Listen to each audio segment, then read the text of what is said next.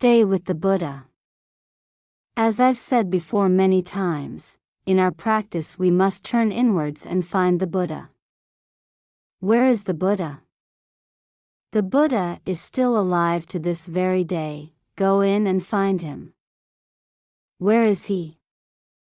At Anichan. Go in and find him there. Go and bow to him, Anichan. Uncertainty. You can stop right there for starters. If the mind tries to tell you, I'm a Sotapanna now, go and bow to the Sotapanna. He'll tell you himself, it's all uncertain. If you meet a Sakadagami, go and pay respects to him. When he sees you he'll simply say, not a sure thing. If there is an Anagami, go and bow to him.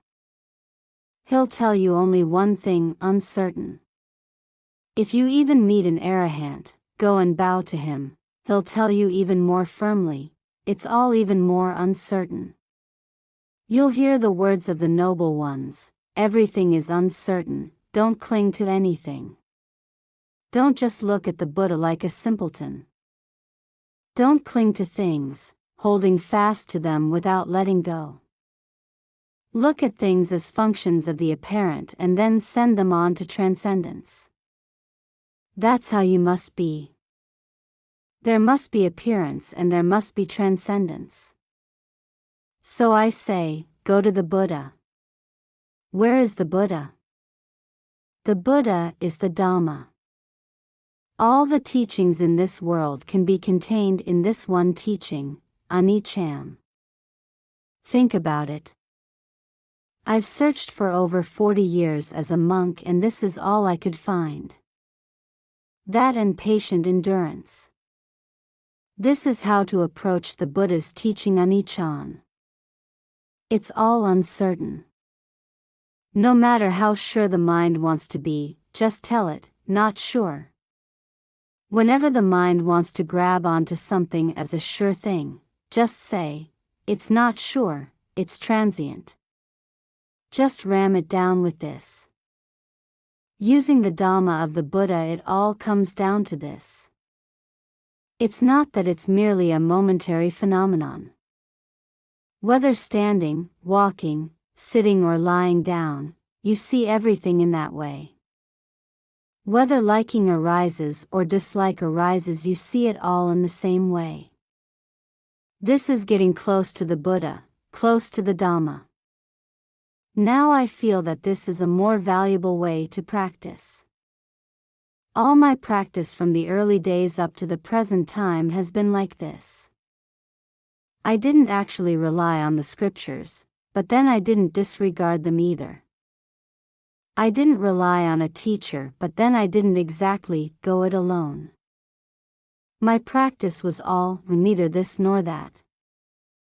Frankly, it's a matter of finishing off, that is, practicing to the finish by taking up the practice and then seeing it to completion, seeing the apparent and also the transcendent. I've already spoken of this, but some of you may be interested to hear it again. If you practice consistently and consider things thoroughly, you will eventually reach this point. At first you hurry to go forward, hurry to come back, and hurry to stop. You continue to practice like this until you reach the point where it seems that going forward is not it, coming back is not it, and stopping is not it either. It's finished. This is the finish. Don't expect anything more than this, it finishes right here. Kina Savo, one who is completed. He doesn't go forward, doesn't retreat and doesn't stop. There's no stopping, no going forward and no coming back. It's finished. Consider this, realize it clearly in your own mind. Right there you will find that there is really nothing at all. Whether this is old or new to you depends on you, on your wisdom and discernment. One who has no wisdom or discernment won't be able to figure it out. Just take a look at trees, like mango or jackfruit trees. If they grow up in a clump, one tree may get bigger first and then the others will bend away, growing outwards from that bigger one. Why does this happen? Who tells them to do that? This is nature. Nature contains both the good and the bad, the right and the wrong. It can either incline to the right or incline to the wrong. If we plant any kind of trees at all close together, the trees which mature later will branch away from the bigger tree. How does this happen? Who determines it thus? This is nature, or Dhamma. Likewise, tanha leads us to suffering. Now, if we contemplate it, it will lead us out of desire, we will outgrow tanha. By investigating tanha we will shake it up, making it gradually lighter and lighter until it's all gone.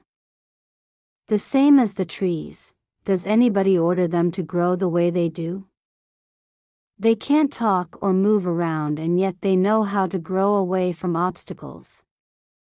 Wherever it's cramped and crowded and growing is difficult, they bend outwards. Right here is Dhamma, we don't have to look at a whole lot. One who is astute will see the Dhamma in this. Trees by nature don't know anything, they act on natural laws, yet they do know enough to grow away from danger, to incline towards a suitable place. Reflective people are like this.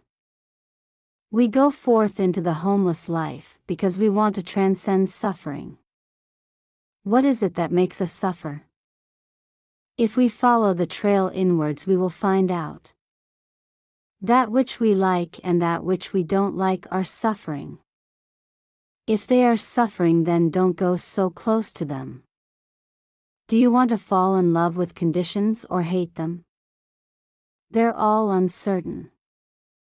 When we incline towards the Buddha, all this comes to an end. Don't forget this. And patient endurance. Just these two are enough. If you have this sort of understanding, this is very good.